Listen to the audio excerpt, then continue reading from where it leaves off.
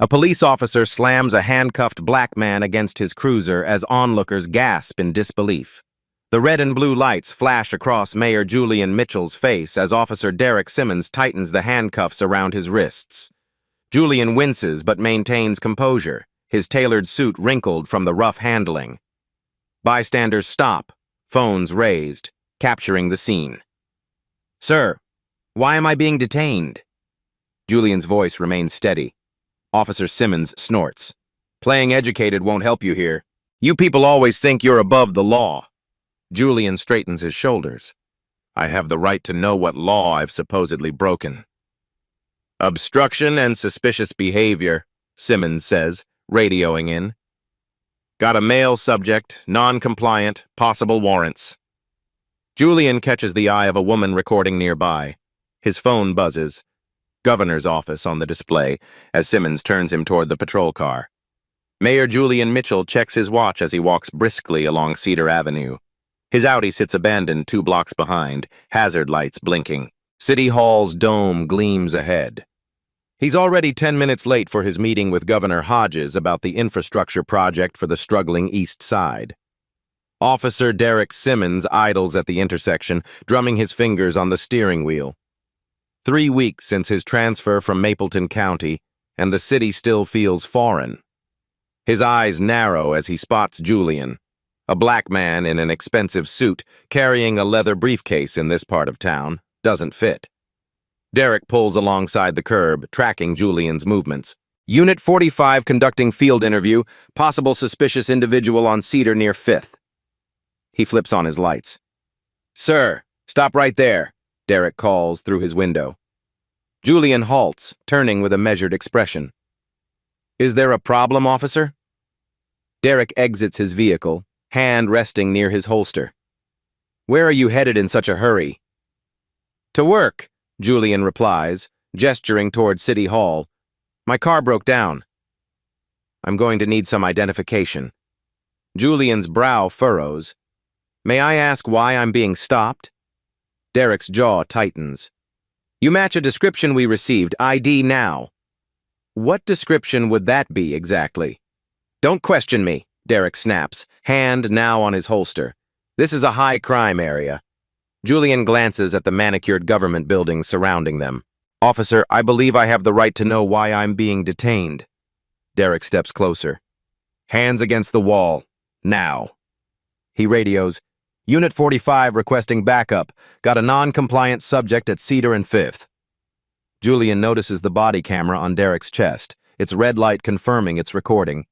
He catalogs the officer's name tag and badge number, Simmons 4587, as he slowly raises his hands.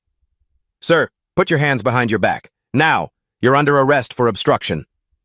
The handcuffs bite into Julian's wrists as Officer Simmons secures them with unnecessary force. Julian's wedding band catches the light, his Rolex digging painfully into his flesh as the cuffs tighten. "Is this really necessary?" Julian asks, voice steady despite the humiliation. "I've done nothing wrong." "That's for me to determine," Derek responds, patting Julian down.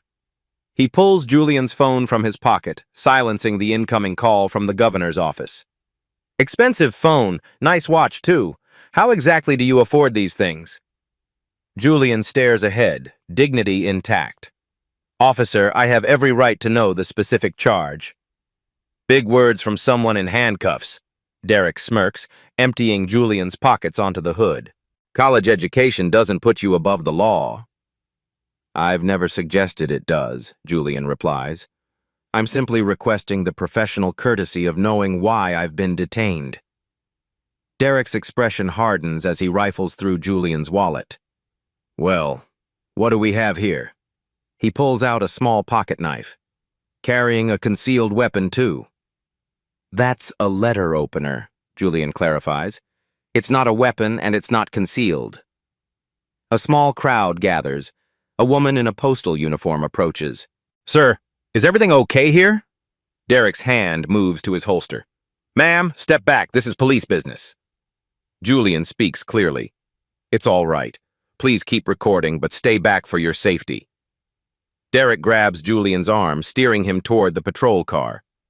You have the right to remain silent. Anything you say— I understand my rights completely, Julian interrupts, making eye contact with the body camera.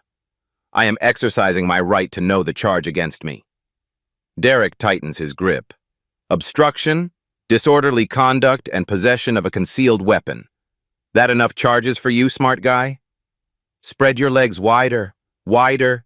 And Derek kicks at Julian's ankles, forcing his stance to extend beyond necessity. Julian complies, forehead pressed against the hot metal of the police cruiser. The growing crowd murmurs disapprovingly, phones raised high. Derek's hands move roughly across Julian's body in an invasive pat-down that borders on degrading. Julian closes his eyes briefly, maintaining composure through practiced breathing. His face reveals nothing, but the tension in his jaw betrays the humiliation burning through him. Nothing to say now? Derek taunts. Not so educated with your face against my car, are you? Julian remains silent, choosing his battles wisely. The mayor's training in de-escalation techniques, ironically implemented for his police force last year, now serves him personally. Derek finally opens Julian's wallet, ignoring the prominent city ID, instead focusing on counting the cash. $300 cash. That's a lot of money to be carrying around. You want to explain how you came by this? It's not illegal to carry cash, Julian responds evenly. It is when it's suspicious, Derek counters, continuing to thumb through the wallet.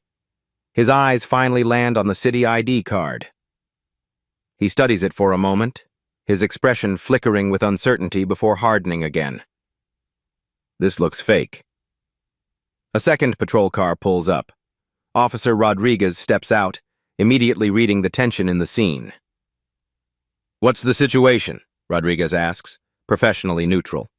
Derek motions Rodriguez away from Julian.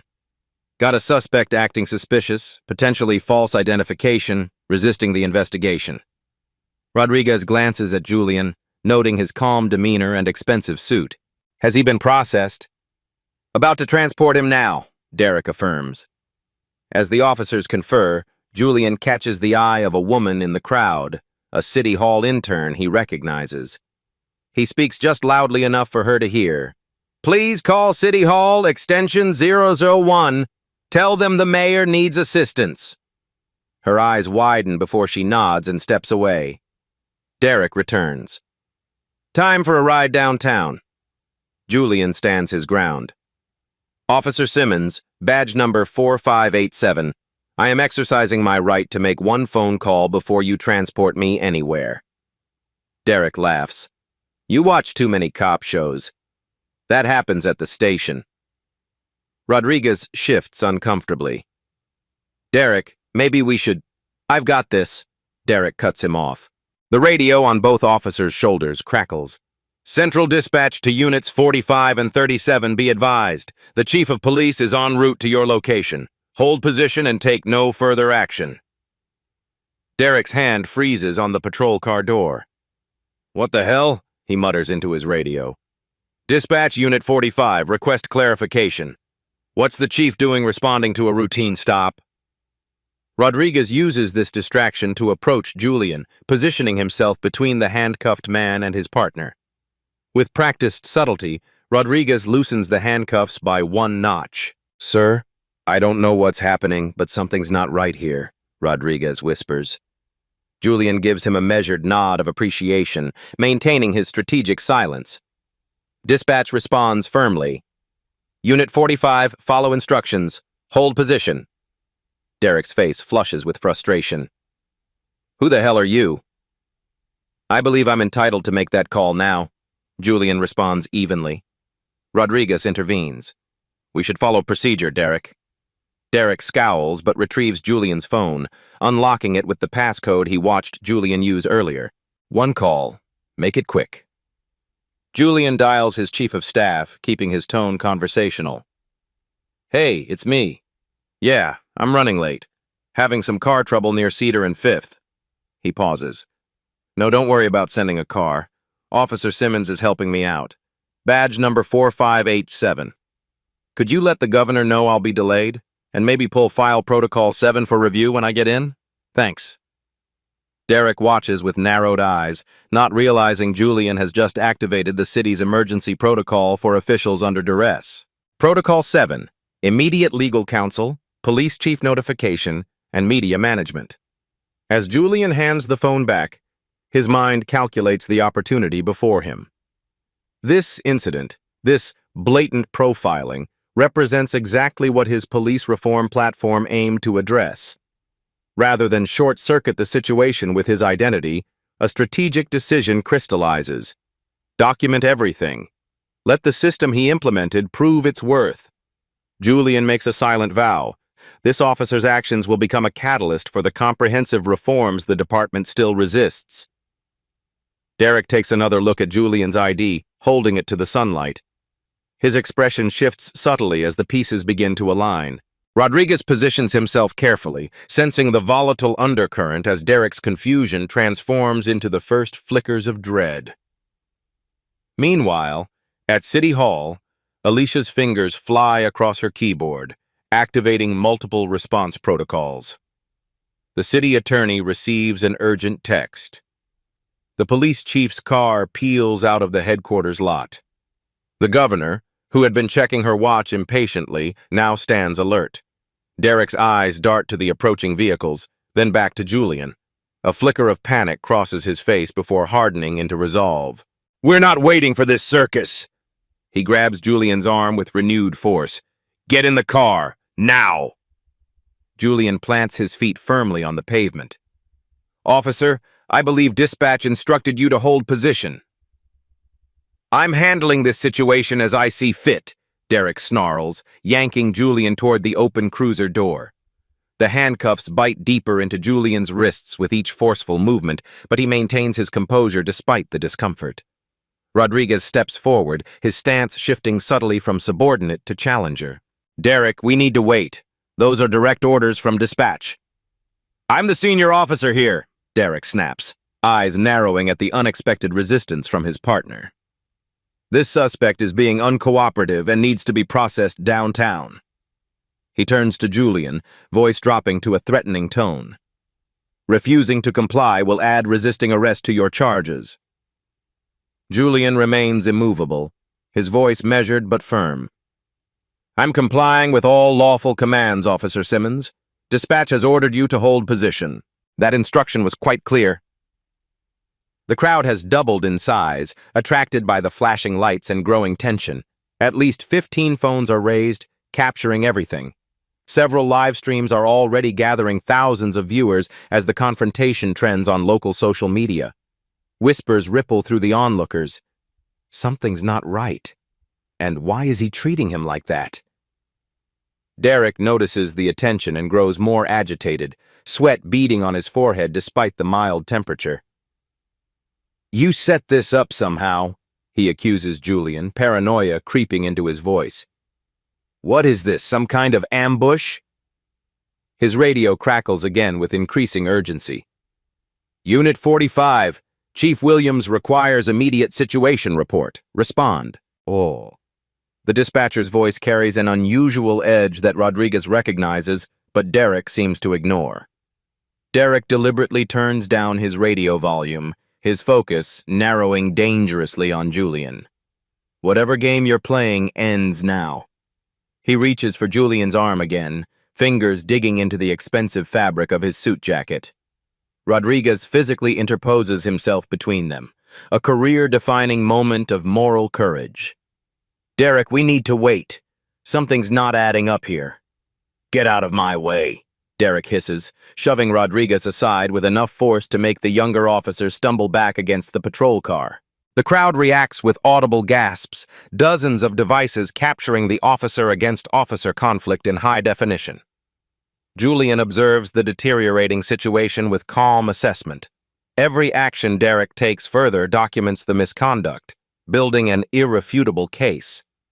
His face remains a mask of dignified restraint, a stark contrast to Derek's escalating aggression. The first of the black SUVs screeches to a halt at the curb, tires protesting against the pavement. The police chief's sedan parks at an angle, deliberately blocking the patrol car's potential exit route. Derek's hand instinctively moves to his holster, his training defaulting to threat assessment as the vehicles disgorge stern-faced individuals in suits and uniforms. The radio transmits one final command, the chief's voice unmistakable in its authority. "All units stand down immediately. This is Chief Williams. I repeat, stand down." Police Chief Marcus Williams emerges from his sedan, his commanding presence drawing all eyes. He's in full dress uniform, golden badges catching the morning light as he straightens his cap. His expression is controlled but grave as he surveys the scene before him. Mayor Julian Mitchell in handcuffs, two officers in confrontational stances, and a growing crowd of witnesses with phones raised high like digital sentinels. Derek positions himself with tactical precision, hand still hovering near his weapon as he assesses the sudden arrival of brass.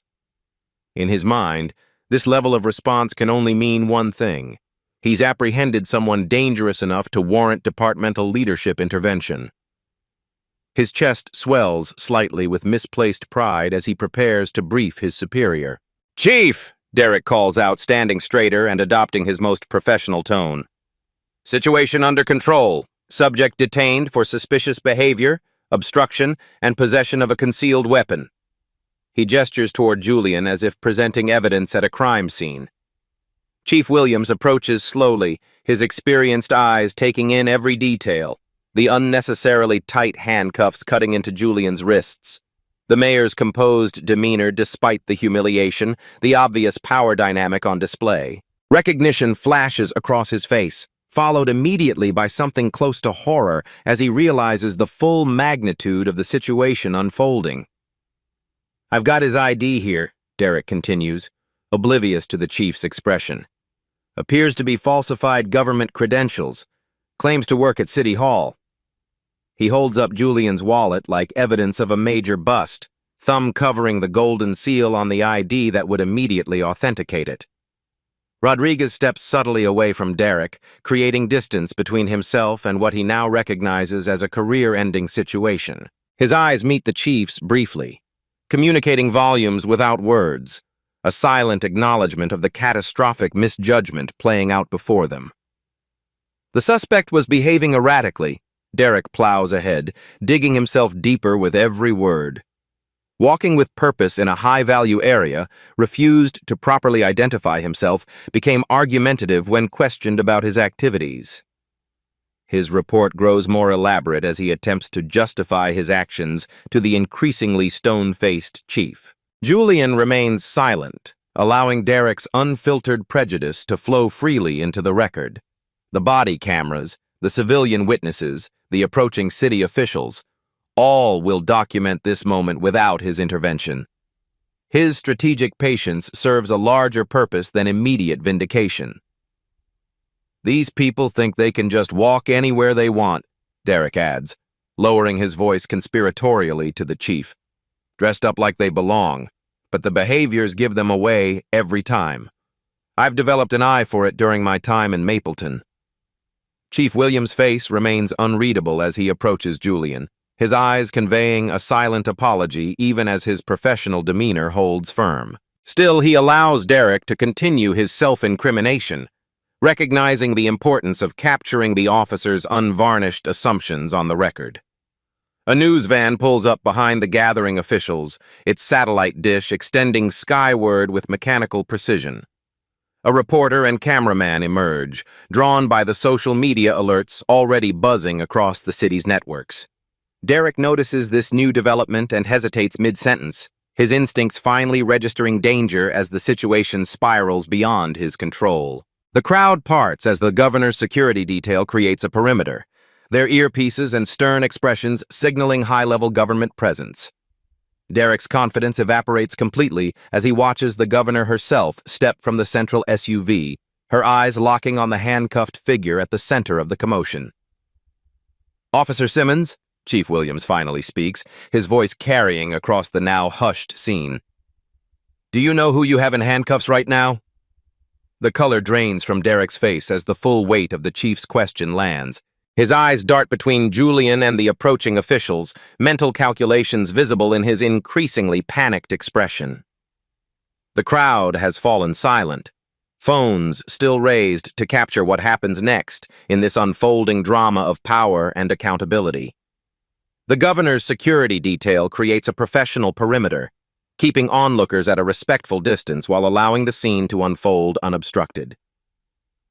The city attorney emerges from one SUV, tablet already in hand, her expression grimly determined as she assesses the legal implications playing out before her. "Sir," Derek attempts, his voice significantly softer as he steps toward Julian. "There seems to have been a misunderstanding."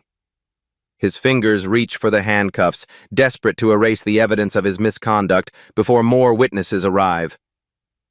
Julian's voice cuts through the tension, loud enough for nearby recording devices to capture clearly. "Please don't remove evidence from the scene, Officer Simmons." Derek freezes, his hand suspended in air as the strategic brilliance of Julian's response registers. The mayor isn't just a victim. He's controlling the narrative with devastating precision. Chief Williams turns to Officer Rodriguez. "Officer, I need you to document everything exactly as you found it. Preserve all body camera footage immediately upon return to the station. Nothing gets deleted or overwritten." "Yes, sir," Rodriguez responds promptly, relief evident in his voice as he's given a clear path to protect himself from the fallout. The city attorney approaches Julian, her tablet ready. "Mr. Mayor, with your permission, I'd like to take your statement while the events are fresh. We can do this while we wait for these handcuffs to be properly removed." The title hangs in the air. Mayor. Derek's remaining color vanishes as the reality crashes down upon him with the force of an avalanche. His eyes widen in horror as he processes the implications, not just for his immediate situation, but for his entire career and future. "Chief," Derek says desperately, motioning for a private conversation away from the growing audience. "If I could just explain—" "Whatever you have to say can be said right here, officer," Chief Williams responds firmly, deliberately keeping their exchange in full view of witnesses. "Transparency is department policy, as I'm sure you recall from your orientation 3 weeks ago." Governor Elaine Hodges remains by her vehicle, watching the situation unfold with calculated restraint. Her presence adds gravitas without direct intervention, understanding the political significance of allowing proper protocols to play out without executive interference. Derek's desperation mounts as he realizes there's no path to minimize what he's done. "Sir, had I known the mayor's identity—" "That's exactly the problem, isn't it?" the chief interrupts, his voice measured but pointed. "The issue isn't that you didn't recognize the mayor. The issue is how you treat any civilian, regardless of their position." Julian stands perfectly still, the center of a storm he didn't create but now steers with strategic calm. Each passing moment creates more documentation, more evidence for the reforms his administration has championed against institutional resistance. Chief Williams turns to Julian with formal respect, the next words carefully chosen to establish the official record. "For the record, state your name and position for Officer Simmons, sir." The gathered crowd falls completely silent. Even the news crew, normally chattering with production instructions, stands transfixed. Julian straightens his posture despite the handcuffs, his presence suddenly commanding the entire street corner. "I am Julian Mitchell, mayor of this city," he states, his voice clear and carrying. No dramatic inflection, no vindictive emphasis, just the simple, devastating truth. Derek's jaw slackens as the words register. His eyes widen in horror as the full implications cascade through his consciousness. His gaze darts from Julian to the governor, to the chief, to the news cameras, each connection deepening his realization of what he's done. Chief Williams steps forward, producing a small key. "Mr. Mayor, with your permission." He personally removes the handcuffs, handling them with the care of evidence collection rather than routine procedure. Julian rubs his wrists discreetly, small red marks visible where the metal had been unnecessarily tight. He adjusts his suit jacket with dignity, every movement measured and deliberate. "Mr. Mayor," Chief Williams speaks formally, "on behalf of the department, I express my deepest apologies for this incident. Julian nods, his response carefully calibrated for both the immediate audience and the inevitable news cycle. Chief Williams, I know this incident doesn't represent your leadership or the values of our city's finest officers. He turns slightly, acknowledging the younger officer. Officer Rodriguez here demonstrated professionalism throughout. Rodriguez stands straighter, relief visible in his expression. Julian surveys the gathered crowd, making deliberate eye contact with several bystanders still recording. What happened today is exactly why we implemented body cameras and civilian oversight last year. The system worked. The statement lands with perfect resonance, neither inflammatory nor dismissive, but affirming the accountability mechanisms his administration fought to establish. Governor Hodges approaches, her security detail adjusting smoothly to accommodate her movement. She embraces Julian briefly but warmly, the gesture photographed by dozens of devices. "I think our infrastructure meeting can wait," she whispers. "This is more important. Use it wisely." Julian nods almost imperceptibly in response. Derek remains frozen in place, his career and future visibly crumbling before him. He attempts to find words, any words, to mitigate the disaster. "Mr. Mayor, there was a description, a suspect I was just following." Julian raises a hand, stopping Derek mid-sentence.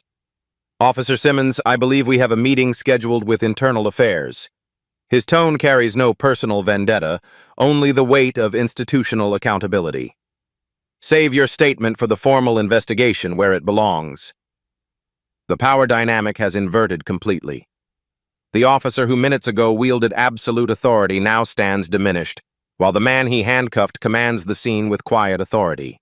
Julian's chief of staff approaches with a secure phone. "Sir, you should know this is already trending nationally. #mayor, in handcuffs and #policing the police are the top hashtags." Julian accepts this information with a single nod, having anticipated the social media response. He turns to address the news cameras directly, knowing this moment requires immediate framing. Today, I experienced firsthand what too many of our citizens face daily. This isn't about me or one officer's actions. It's about systems of accountability working as designed. He gestures to the body cameras, the witness videos, the formal response unfolding. When we implemented these reforms, there was resistance. Today demonstrates why they're essential. Every citizen deserves the same protection under law, regardless of their title, position, or appearance.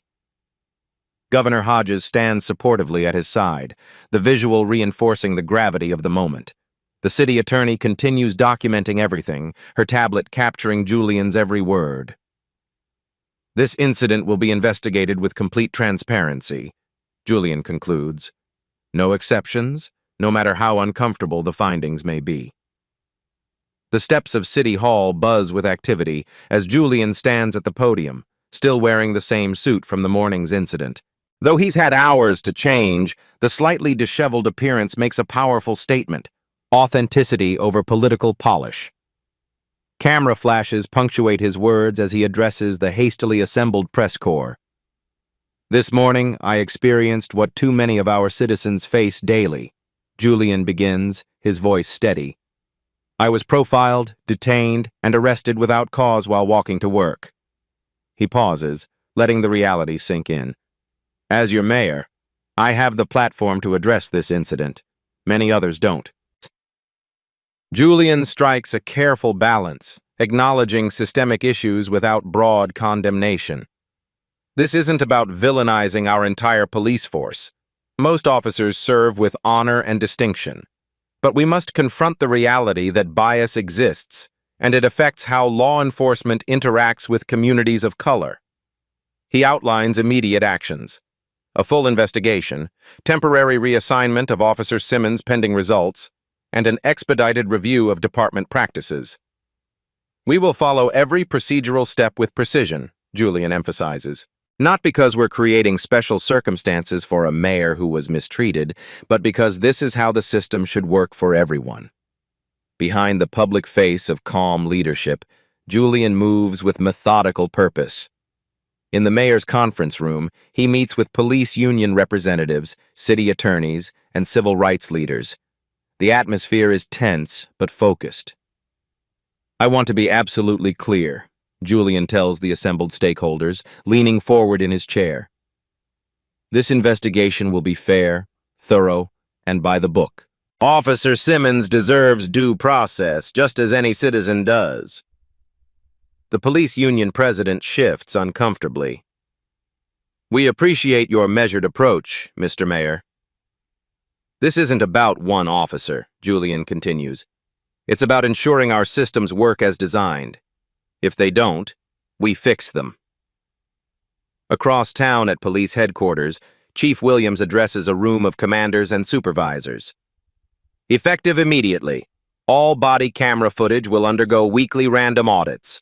The mayor's incident reminds us why these policies exist." He announces a transparent public portal where unedited footage will be available once investigations permit. "We have nothing to hide from the communities we serve," he states firmly. "Officers doing their jobs correctly have nothing to fear from transparency." Meanwhile, Internal Affairs begins immediate interviews with both officers. Rodriguez provides his account first, his statement meticulous and unambiguous. The investigating officers exchange glances as he details Derek's concerning behavior from the moment of his transfer 3 weeks ago. "The body camera footage is worse than we thought, much worse." The darkened conference room falls silent as the video plays on the large screen. Julian, Chief Williams, the city attorney, and the Internal Affairs captain watch without comment as Officer Simmons's body camera reveals the unfiltered truth. "He muted his audio," the IA captain notes, pointing to the indicator. "Direct violation of department policy." "But he forgot the camera still records lip movements," the city attorney adds, tapping her tablet.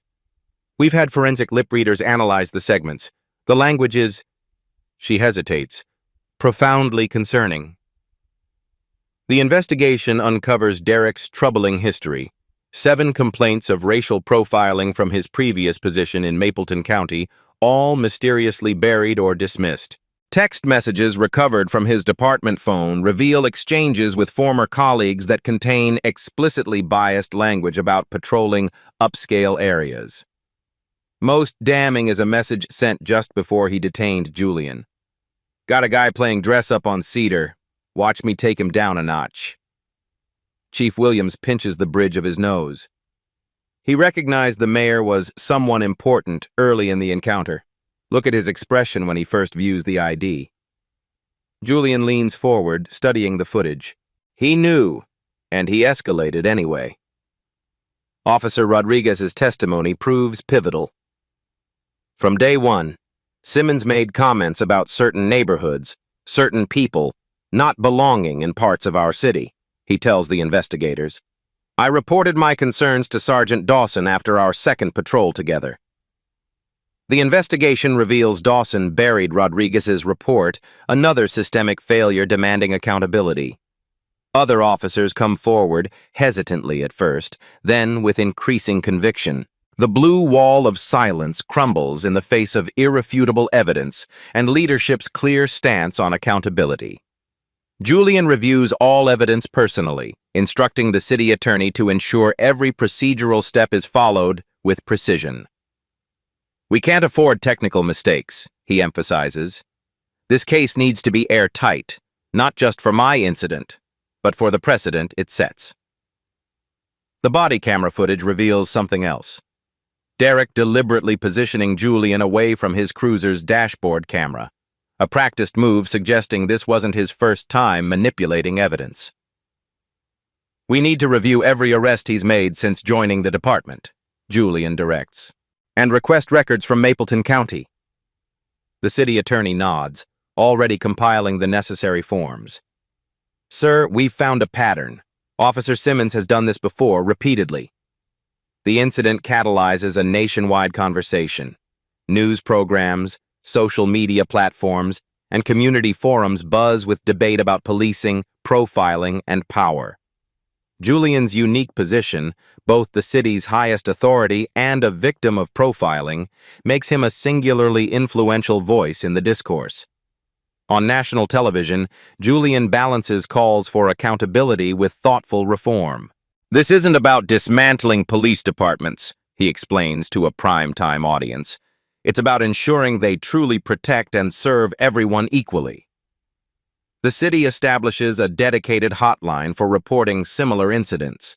Within days, 5 other individuals come forward with accounts of encounters with Officer Simmons. Their stories share disturbing similarities: minor or non-existent infractions, escalation when they questioned the basis for the stop, intimidation tactics when they attempted to exercise their rights. "We're reopening every case," the city attorney announces at a press briefing. "If civil rights were violated, we will make it right." The police union initially attempts to defend Derek, citing split-second decisions and challenging work environments. But as evidence mounts, their position shifts noticeably. The union president requests a meeting with Julian. "We can't defend the indefensible," he acknowledges across the conference table. "But we need to emphasize this is about individual bad actors, not our entire department." Julian seizes this opening. "Then help me implement the reforms good officers actually want. Better training, mental health resources, community integration programs. These benefit everyone." The union president hesitates before nodding. "Our members have been asking for most of those things for years." National police reform advocates contact Julian's office daily, seeking his input on model legislation. The governor announces a statewide review of police conduct policies, with Julian's city serving as the template for new standards. What makes this case different, a prominent civil rights attorney comments on a Sunday morning talk show, is that we're seeing real-time accountability. No delays, no excuses, no circling the wagons. That's the standard every department should meet. Julian establishes a civilian review committee with actual authority, not just advisory capacity, to evaluate police conduct. He appoints respected community leaders alongside law enforcement veterans committed to ethical policing. As weeks pass, the investigation expands beyond Derek to address the supervisors who ignored warning signs and the culture that protected problematic officers. The systemic approach prevents the typical one bad apple narrative from taking hold. "The hearing is tomorrow," Julian's chief of staff informs him late one evening. "Officer Simmons has requested to address you personally before it begins."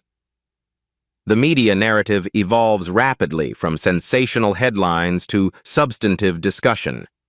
Initial stories focusing on the shock value, "mayor in handcuffs," give way to deeper analyses of implicit bias, institutional accountability, and the effectiveness of reform measures. Julian gives a powerful interview to the city's most respected journalist, sharing experiences with profiling before becoming mayor. "The first time I was stopped for driving while black, I was 16, he reveals. "My father sat me down that night and gave me the talk about how to survive police encounters. I've had to use those lessons throughout my life, even as an elected official." The personal story humanizes the issue for viewers who might otherwise become defensive. Comment sections and call-in segments reflect shifting perspectives, with many citizens acknowledging realities they'd previously dismissed.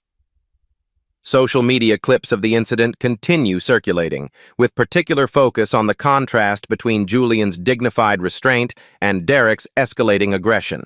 Behavioral analysts deconstruct the officer's body language on news specials, identifying textbook intimidation tactics and bias indicators. Julian leverages the sustained attention to highlight his administration's existing police reforms. The body cameras worked. The civilian oversight worked. The training for Officer Rodriguez worked. This incident demonstrates both the problems we still face and the effectiveness of solutions we've already implemented. He's careful to credit the previous administration for initiating some of these measures, demonstrating that accountability transcends political divisions. A national news magazine produces a special examining how the city's response differs from similar incidents elsewhere. In too many cases, we see denial, delays, and deflection, the narrator explains over footage of other controversial police encounters. This city's response provides a template for responsible handling of misconduct allegations. Julian receives both praise for his measured approach and criticism from those demanding more dramatic action.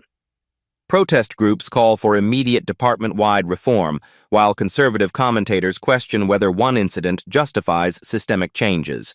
Through it all, Julian maintains his balanced stance.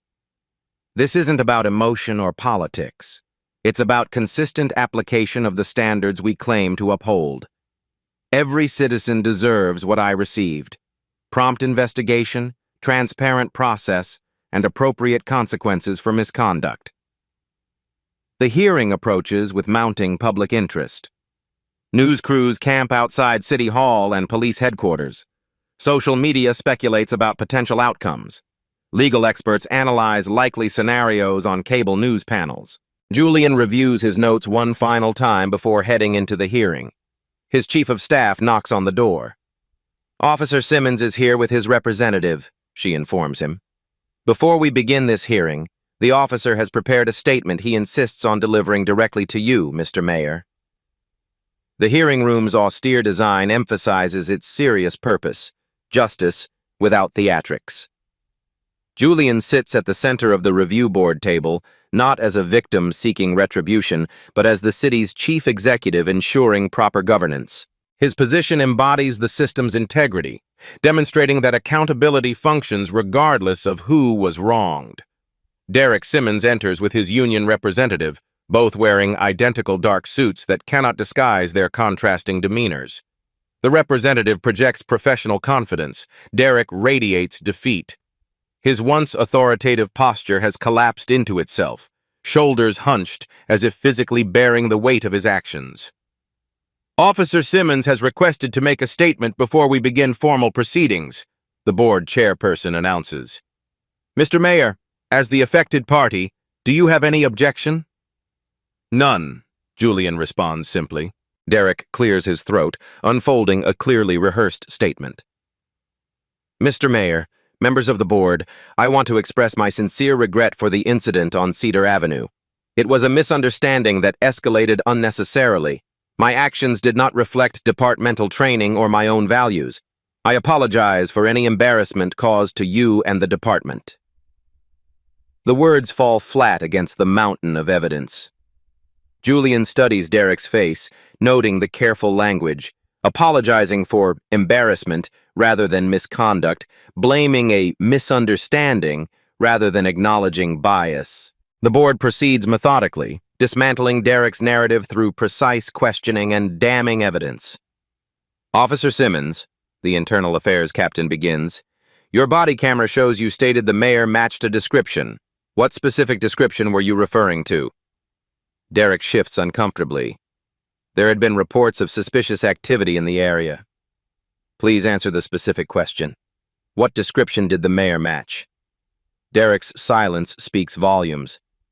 "Let's review your text message sent at 8:43 that morning," the captain continues, displaying the message on the room's screens. "Got a guy playing dress-up on Cedar. Watch me take him down a notch. Please explain what you meant by playing dress-up." Derek's prepared facade crumbles further. It was just officer talk." "Officer talk," the captain repeats flatly. "Let's continue to the 7 civilian complaints filed against you in Mapleton County, all involving black male subjects, all dismissed without investigation." The methodical disassembly continues for 2 hours. Derek's previous department is implicated in covering up his pattern of misconduct. Supervisors who ignored Rodriguez's warnings face their own inquiries. The systemic failures enabling Derek's behavior are exposed alongside his individual actions. Finally, the board chairperson addresses Derek directly. "Officer Simmons, in your own words, why did you stop Mayor Mitchell that morning?" Derek looks up, momentarily meeting Julian's steady gaze before looking away. The rehearsed excuses have all failed. In this moment of truth, something breaks within him. "He didn't look like he belonged there," Derek admits quietly. "In that suit, in that neighborhood." The room falls silent as the admission hangs in the air. Julian leans forward, asking his first and only question. Would you have stopped me if I were white? Derek opens his mouth, closes it, then stares at the table. He has no answer. The board unanimously votes for termination. Additionally, they refer the case to the district attorney for potential criminal charges of civil rights violations. Julian accepts their decision with a single nod, maintaining the dignity of his office throughout. As the hearing concludes, Derek passes Julian in the narrow corridor outside. He pauses, speaking so only Julian can hear. I never saw myself as the bad guy. Julian acknowledges this with a slight nod, but reveals nothing of the exchange to the waiting press. This isn't about personal feelings or private reckonings. It's about institutional accountability. Later that afternoon, the city attorney announces a comprehensive review of all arrests made by Officer Simmons. We've identified 23 cases requiring immediate review, potentially more. This will have significant financial implications for the city, but justice demands nothing less. This isn't just about one officer or one incident, Julian tells reporters gathered outside City Hall. Tomorrow, we announce the most comprehensive police reform package in our city's history. 6 months later, Julian stands at a podium in front of the newly established Community Safety Training Center. The modern facility gleams in the morning sun, its glass facade reflecting the diverse crowd gathered for the ribbon-cutting ceremony. Behind him, a digital dashboard displays real-time statistics. Civilian complaints down 40%, community satisfaction up 35%, officer retention improved 28%. Today marks not an ending but a beginning, Julian addresses the assembled citizens, officers, and media. 6 months ago, an incident forced our city to confront uncomfortable truths about bias in policing. Today, we showcase our response, not just words, but concrete actions and measurable results. Julian gestures to the facility behind him. This center represents our commitment to reimagining public safety. Every officer now receives intensive bias recognition training, de-escalation techniques, and community integration experiences, all designed with input from the communities they serve. The reforms implemented over the past 6 months are comprehensive and pioneering. New psychological screening tools that Derek Simmons would never have passed, now filter candidates before they ever wear a badge. Community oversight boards with actual authority review body camera footage regularly, not just when incidents occur. Officers receive incentives for living in the neighborhoods they patrol, creating personal investment in community well-being. Lieutenant Rodriguez, recently promoted to head the new Community Relations Division, stands proudly among the department's leadership. His willingness to break ranks during Julian's incident has transformed him from potential outcast to departmental exemplar, living proof that good policing and accountability are complementary, not contradictory. Some officers initially resisted these changes, Julian acknowledges. Change is always difficult, but something remarkable happened. As community trust increased, officers' jobs became safer and more effective. When people see police as partners rather than adversaries, everyone benefits. Several officers who vocally opposed the reforms now stand among their strongest advocates. Sergeant Lewis, a 20-year veteran, approaches the microphone at Julian's invitation. I was skeptical, Lewis admits candidly. Thought this was just politics after a bad incident. But I've been on these streets 2 decades and I've never seen cooperation like we're getting now. People approach us with information instead of avoiding eye contact. That makes my job easier and safer. The dashboard behind Julian tells the statistical story, but the human impact runs deeper. Julian meets regularly with a citizen advisory council that includes former critics of the department. Their heated debates have transformed into productive partnerships, building bridges few thought possible. The Mitchell Protocol, as it's become known nationally, has gained attention from police departments across the country. Julian has testified before Congress about the city's approach, emphasizing that good policing requires both officer support and rigorous accountability. We're not perfect, Julian concludes, but we're proving that meaningful reform is possible when we commit to both justice and public safety as complementary goals. As Julian prepares to cut the ceremonial ribbon, his chief of staff approaches with an urgent whisper. Julian's expression remains neutral, but his eyes betray surprise. "Sir, there's someone here to see you. You won't believe who it is." 1 year after the incident that transformed the city's approach to policing, Julian works late in his office. The evening skyline glows through the windows as he reviews proposals for expanding the successful reforms to neighboring jurisdictions. A soft knock interrupts his concentration. "Mr. Mayor," his assistant says, hesitation evident in her voice. "Derek Simmons is here. He's requesting a few minutes of your time." Julian sets down his pen, considering the unexpected development. "Send him in." The man who enters bears little resemblance to the arrogant officer who handcuffed Julian a year ago. Derek Simmons appears physically diminished, his formerly imposing presence replaced by a humbled demeanor. He wears civilian clothes, a simple button-down shirt and slacks, and carries nothing in his hands. "Thank you for seeing me, Mr. Mayor," Derek says, remaining standing until Julian gestures toward a chair. "What can I do for you, Mr. Simmons?" Julian asks, his tone professional but not cold. Derek takes a deep breath. "I'm not here asking for my job back. That's not why I came." He meets Julian's gaze directly for the first time. "I came to apologize. A real apology, not the statement my union rep wrote for the hearing." Julian remains silent, allowing Derek the space to continue. "Losing my job forced me to confront things I'd never examined," Derek says. "The assumptions I made every day, the way I viewed certain people in certain neighborhoods." He shakes his head. "I've been working with a therapist trying to understand why I saw threats where there weren't any." Julian nods slightly.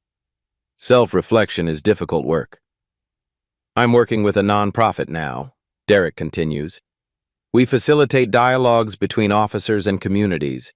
I share my experience, what I did wrong, the biases I never recognized in myself. It's not much, but it's something." "It's significant," Julian responds, measuring his words carefully. "Real change begins with this kind of accountability." He gestures toward the window, toward the city beyond. The reforms sparked by that day have made the department stronger. Community trust is up. Officer safety is improved. Even those who resisted the changes initially now acknowledge their value. Derek nods. "I've been following the news. The Mitchell Protocol is being adopted in cities across the country." "Change rarely comes without catalyst," Julian observes. "Sometimes even painful ones." Derek stands to leave. "I don't expect forgiveness, Mr. Mayor. I just wanted you to know that what happened that day changed more than just the department. It changed me, too." "Redemption requires ongoing work, Mr. Simmons," Julian responds, rising from his desk. "Not just words, but acknowledging the problem is the necessary first step." After Derek leaves, Julian walks to a small frame hanging on his office wall, the handkerchief he carried the day of his arrest, preserved behind glass as a reminder of both vulnerability and strength. Not a trophy of vindication, but a catalyst for transformation. The next morning, Julian walks freely through the same neighborhood where he was stopped.